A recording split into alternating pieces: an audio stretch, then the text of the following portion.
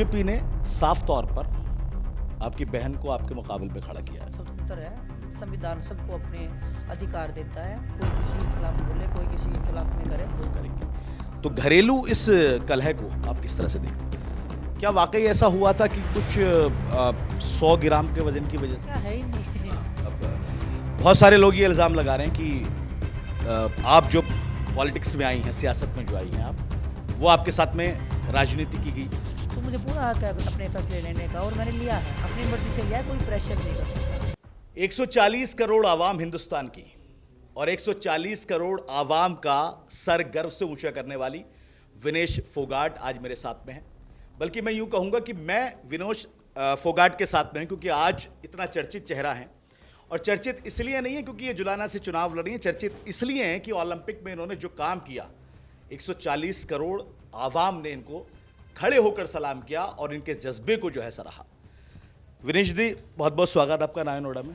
पहला सवाल, आप जो चुनाव यहाँ पे लड़ रही हैं, किन मुद्दों पे चुनाव ये लड़ा जा रहा है? देखिए, मुद्दा तो बेरोजगारी है सबसे बड़ा।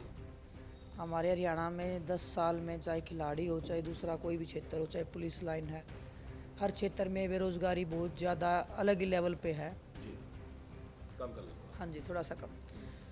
तो बाकी जो हमारा जुलाना विधानसभा क्षेत्र है, पानी की समस्या बहुत ज़्यादा है। मेरे घर पे पानी की समस्या चल रही है, बिजली है, सड़कें हैं, शिक्षा है, स्वास्थ्य है। तो हर जगह पे मेडिकल इशू इतने ज़्यादा है कि महिलाओं की डिलीवरी मेडिकल के बाहर हो रही है। तो स्वास्थ्य का जो बिल्कुल मतलब अलग ही लेवल चल रहा है, बहुत डाउन है। पिछड़ा हुआ क्षेत्र है जुलाना विधानसभा में बहुत ज़्यादा। विनेश जी, 2-3 सवाल थोड़े से ऐसे कर लूँ जिसको जनता जानना चाहती है, क्योंकि मैं पिछले 10-12 दिन से सिर्फ हरियाणा कवर कर रहा हूँ। और जैसे आपने पानी की बात कही, लोगों ने बताया कि 1200 या 1000 रुपये का एक टैंकर आता है और महीने में 2 टैंकर लगते हैं। ये आपकी बात सच्चाई है? 2 सवाल कर लेता हूँ। बीजेपी ने साफ तौर पर आपकी बहन को आपके मुकाबले पे खड़ा किया है। उनका कल बयान आया, उन्होंने ये कहा, बबीता जी की बात कर रहा हूँ, उन्होंने कहा कि अगर पार्टी कहेगी कि उनके खिलाफ जाके प्रचार करना है, यानी बीजेपी के लिए, तो वो करेंगी। तो घरेलू इस कलह को आप किस तरह से देखती हैं? देखिए, मेरे को कोई प्रॉब्लम नहीं है। कोई पार्टी को रिप्रेजेंट करता है तो वो स्वतंत्र है, संविधान सबको अपने अधिकार देता है, कोई किसी के खिलाफ बोले, कोई किसी के खिलाफ में करे। जब तक आप एक लिमिट तक रहते हो तो मुझे इस पे कुछ नहीं कहना। मतलब सब अपनी अपनी पार्टी के लिए, मैं कांग्रेस पार्टी के यहाँ पे उम्मीदवार बन के आई हूँ, तो मैं अपना काम करूँ, सब अपना काम करेंगे। विनेश जी, हमने आपका संघर्ष भी देखा, हमने आपकी लड़ाई देखी, हमने तब देखा जब आप दिल्ली की सड़कों पर अपने हक के लिए लड़ रही थी और आप लड़ाई लड़ रही थी, तब भी हमने आपकी आवाज़ उठाई, आज भी हम आपकी आवाज़ उठा रहे हैं। क्या वाकई ऐसा हुआ था कि कुछ 100 ग्राम के वजन की वजह से? टॉपिक को नहीं उठा। ठीक है, नहीं उठाते। चलिए दूसरी बात कर लेते हैं। यहाँ पर सबसे बड़ी यहाँ पर जो समस्या का हमें पता चला है, एक तो समस्या यहाँ पर आपने पानी की बात कर ली, दूसरा बेरोजगारी। और इस इलाके में, खासकर जुलाना वाले इलाके में, जो मेडिकल कॉलेज की सुविधा है, बड़े अस्पताल की सुविधा है, लोगों ने कहा कि कम है यहाँ पर। कम क्या है ही नहीं। कम तो तब होती है ना जब आप बताओ कि यहाँ कम क्या है ही नहीं। प्राइवेट जो मेडिकल सेंटर है ना, वो खुले हुए हैं। गवर्नमेंट हॉस्पिटल कोई बड़ा हॉस्पिटल नहीं है यहाँ पे।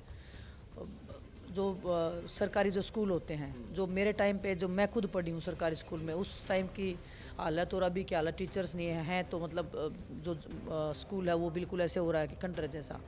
तो समस्याएं तो बहुत ज़्यादा है। मैं बताई ना, बहुत पिछड़ा हुआ क्षेत्र है जुलाना विधानसभा। और इसका सबसे मुख्य कारण रहा है कि यहाँ पे जो भी विधायक चुना गया है, सरकार उसके अपोजिट बनी हमेशा। तो उम्मीद करते हैं इस बार ऐसा ना हो, इस क्षेत्र के लिए कुछ कर पाने के हम आए हैं इस मैदान में, और अच्छा लगेगा अगर हम इस क्षेत्र के लिए कुछ कर पाए तो। एक आखिरी सवाल, क्योंकि वक्त कम है आपके पास में दीदी।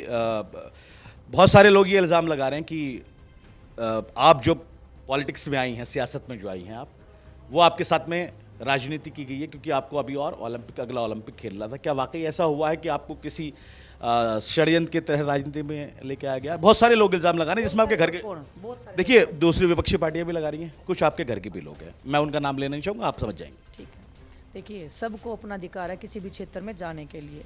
ना किसी ने मेरे को कुश्ती के लिए कभी बोला कि आप ये करो, ना कभी मेरे को इस क्षेत्र में आने के लिए किसी ने पुश किया है।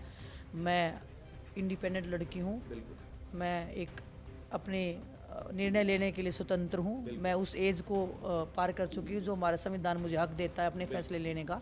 तो मुझे पूरा हक है अपने फैसले लेने का और मैंने लिया है, अपनी मर्जी से लिया है, कोई प्रेशर नहीं कर सकता। और हमारा संविधान इतना अधिकार देता है हमें कि हम अपना फील्ड, अपना जो मुकाम है खुद चुने। बिल्कुल, बहुत बहुत धन्यवाद आपका दीदी।